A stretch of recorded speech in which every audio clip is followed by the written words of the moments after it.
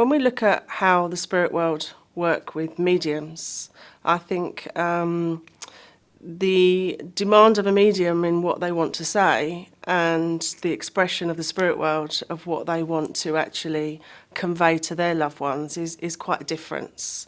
As mediums, I think we strive for perfection in our evidence. We want to give as much information.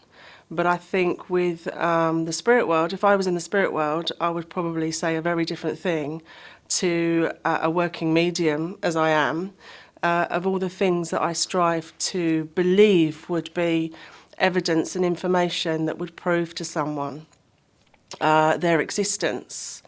And I think for people that are just starting out in development, it's a very sketchy space, because initially it feels like we're making it up. It feels like it's our mind there, and initially it is, because we have to learn to understand how we can extend our energy, get our own mind out of the way, and we're all busy, nosy human beings, so there's always an element of that aspect in our mediumship. But it's learning how to connect with our own self, our own energy, that enables us to be able to connect more with those in the other world. And it's a very fine line. It is just like a veil, really. It's a very fine line between us and them. A lot of it is down to interpretation, because we all have a different interpretation of things. We can all look at the same object and maybe see it in a slightly different way to each other. We can all look at the same colour, but we may see it in a slightly different shade to each other too. And I feel that it has to become a conversation, which is not an easy thing as a developing medium. But I think the union, to me, is a union of the two aspects, the spirit communicator and the medium working, can bring joy to both, because it's pretty amazing that we can actually talk to people that we can't see in the first place. So I think it's not just an amazing, I just think it's quite a wondrous thing, really. We can analyse it, and we can, I suppose, move it from every space of our mind to try and understand how it all works. But I think if we analyse it too much, again, we've got too much involvement of our own mind.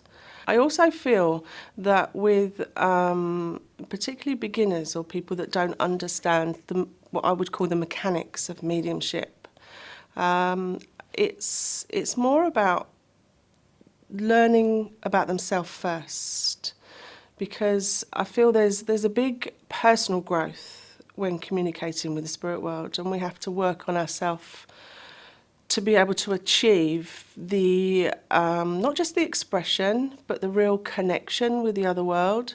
We all think we know ourselves, but we don't know ourselves very well until we actually start looking at the deepest part of our own being. I think we're all a bit like an onion, really. We peel back a layer and we reveal something else. And that's the same way as communicating with the spirit world. We get a sense and an impression of them. People think that we see, as mediums, the spirit world in full form. They believe that we hear every word they say. But we work with clairsentience, which is the sensing and the feeling. We work with the clairvoyance, which is the seeing. And we work with the clairaudience, which is the hearing. There's another one called clairgustance, which is the sense of taste and smell.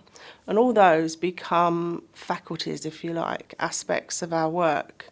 And some people may have greater strengths than others, but there are very few mediums that clearly see and clearly hear.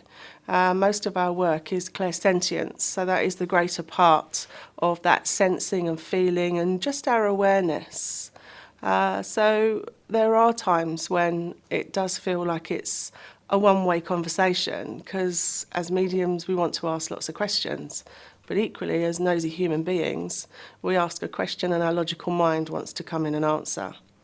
So we have to take time to work through those stages. People want to learn confidence, But that's something we can't teach. We can teach people to be comfortable with who they are and content with how they're working, that allows them to relax enough to feel the spirit world to a greater degree. And there are various techniques and exercises that you can use to help you to still your own mind, which enables you to have that greater part of communication effectively. Because as mediums, we're not here to prove anything. What we're trying to do is show that there is a continual existence. My job is not to prove anything to anyone. As long as I've proved it to myself, then I'm happy. And if we can help other people along the way, then that's a greater gift too. I feel sometimes because we are such perfectionists with any job that we do or with any passion that we have, and this isn't just a passion to me, it is my truth, because it's part of who I am. Many developing mediums as well will find that they've gone through phases in their life where they've searched for this and done that job and that didn't work and got bored with that, and all of a sudden, you know, we're on a roller coaster of one thing after another. But it's when you come to this point and you finally accept that actually this is part of who you are, I think the searching for your space stops, but it's the start of a new search of discovering your own identity in that space and starting to unravel the layers of how we then take that progression forward. So the communication to me is not a one-way street. It's two-way traffic, and it's frustrating. It can be quite draining at times, but I think the effect that it has on you as an individual can not always be put into words, to be quite honest, because to me it's something that goes to a much deeper level. But for people that want to just start to understand the whole communication process, I think they've got to start with themselves.